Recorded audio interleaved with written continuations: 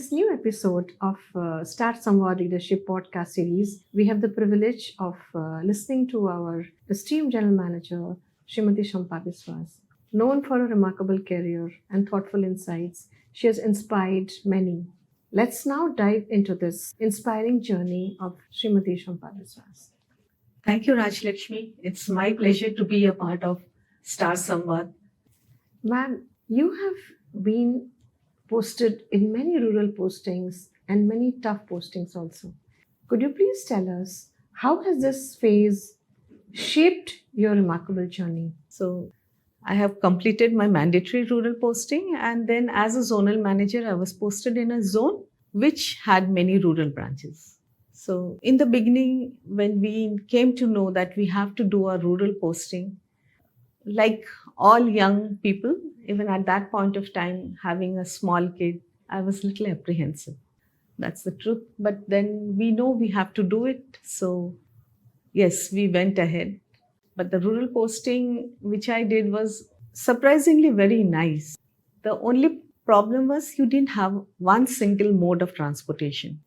There were no direct buses, so that's the only issue we had. But pleasantly, once when I reached the branch, it was so beautiful. Yes, the branch was not in a very good place. It was a very old building. We had sanitation issues and all. But somehow the people within the branch and in and around were very nice. Like me, another lady had come to do her rural posting. So we both decided that how we will manage this branch. And during that period, there were no clearing also in the branch. So my first job was how to bring clearing here. So I approached my zonal office. My zonal office said, your branch is too small. We cannot start all the clearing process for you right away. So in the beginning we started, but then I realized that this is not working. I need to have clearing. So I called up head office GOD department. Being young, you don't know that there are different stages, like you have to pass through your immediate boss and go ahead. But then I called up GOD, they guided me, and then I went back to zonal office to say that this is how it has to be done. So I am going ahead and you help me with your recommendations. And I also spoke to my zonal manager during the meeting. So this is how I started. We had to fix up even a courier person because nobody would come there. So that also we managed. Everything was done. And during the annual review, my ZM said, how did you manage so much of deposits? Then I said, I didn't do anything. I only got clearing for my village and for the nearby village. Now people don't have to go to Panvel to do banking. Because the main thing, wherever we are, we should try to see how can we help the customers. So how can we do ease of business? Now we are talking so many things. We have ease of business. Even government is having now ease version 8. So then things was very smooth. Same thing, I think the youngsters these days also, they should understand that what is it I can do which will bring comfort to my people in the branch as well as to all the customers which are dealing with me. It's been a long journey of 3 decades and more.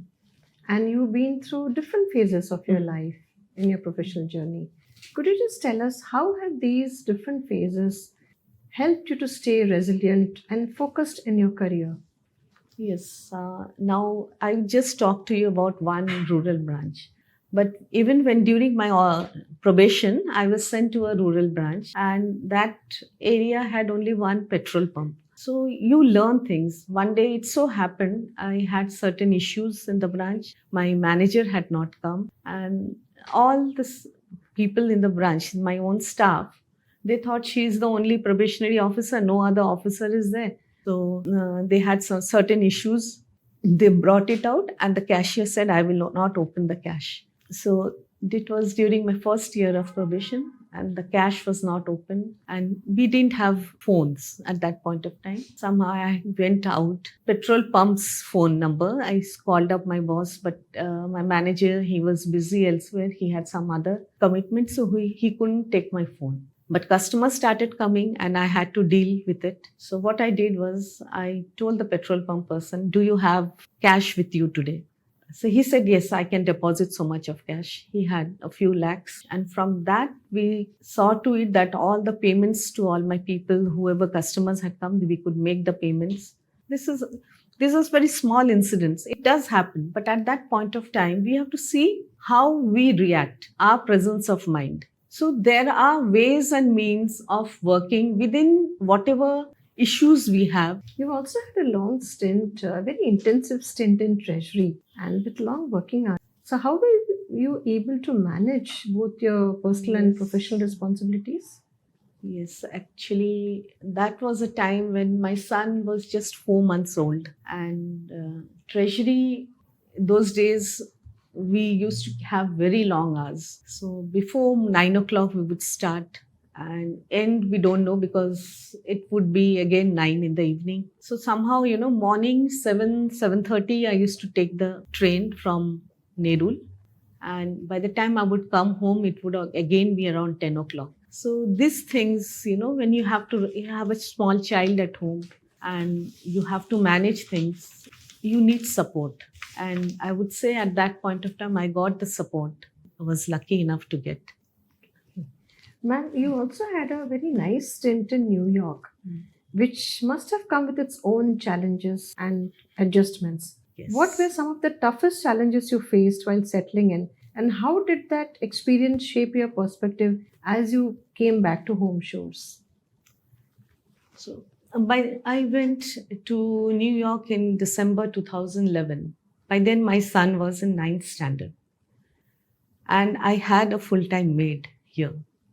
My husband was working nearby. So we were managing our things very well. But when I had to go to New York, when the news came that I've been posted, the first thing my son said, I'm not coming.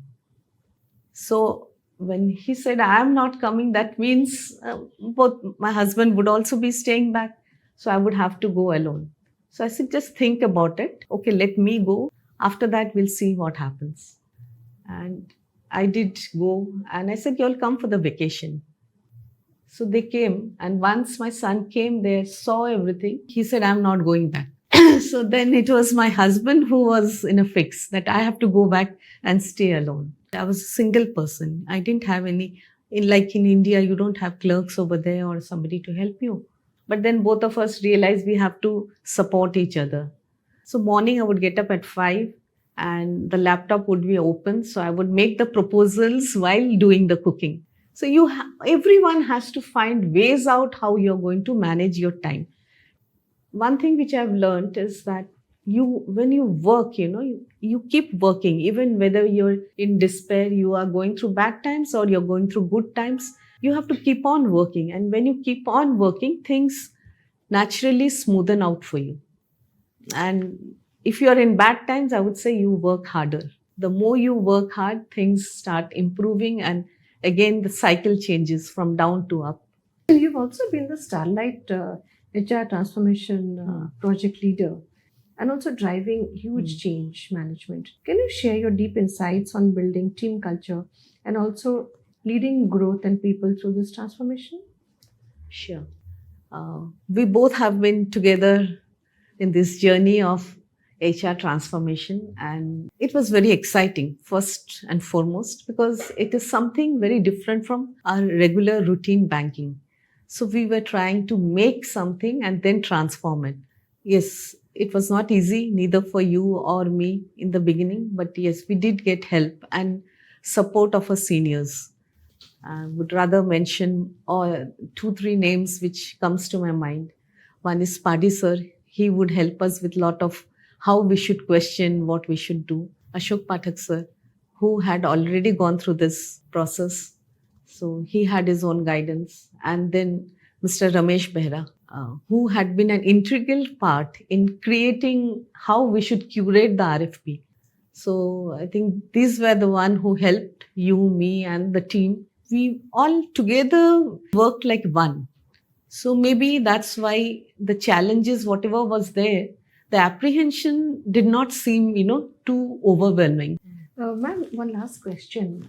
What is the message you'd like to leave to this Bank of India family? I would focus on the youngsters who have joined the bank. You have to create your own ecosystem.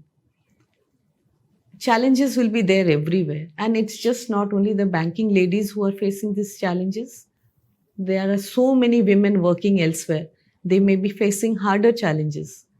So we have to find our own spot where we are comfortable. Maybe, so my guidance would be, the moment you join the bank, women or men, go and complete your role. It's been wonderful hearing about your beautiful journey. I'm sure all these learnings will continue to inspire many of our employees in the bank. Stay tuned to Star Samvaad, where great stories inspire growth and big learnings.